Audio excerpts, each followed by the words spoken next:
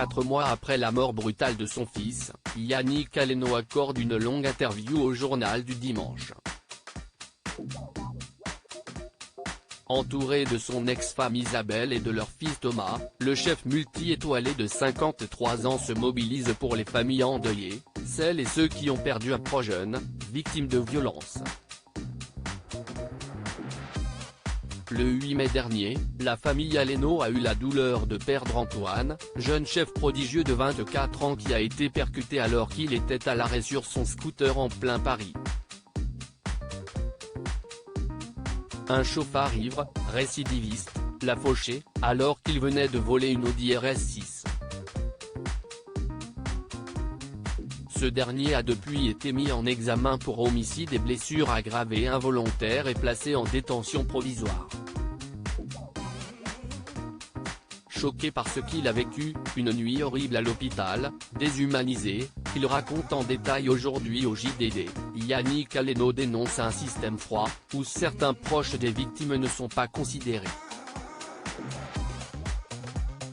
Lorsqu'Antoine est brutalement décédé cette nuit du 8 mai, alors qu'il rentrait de son restaurant Burger Père et Fils situé dans le 7e arrondissement de Paris, il allait très probablement retrouver celle qui partageait sa vie depuis plusieurs années. Une jeune femme prénommée Anya. Malgré le sérieux et la longévité de leur relation, cette dernière n'est pas considérée comme faisant partie de la famille d'Antoine Aleno. Une aberration pour Yannick Aleno.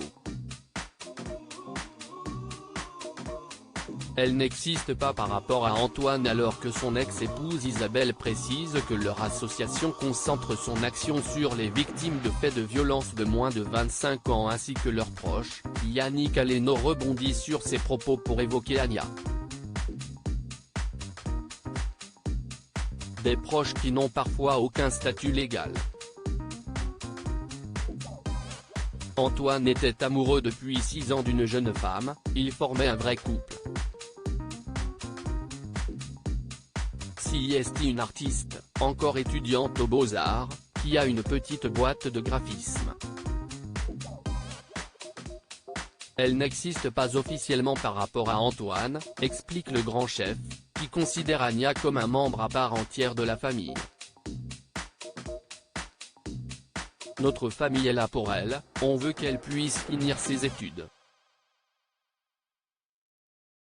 Si nous récoltons des fonds, nous voudrions aider d'autres jeunes dans cette situation, poursuit-il, plein d'espoir.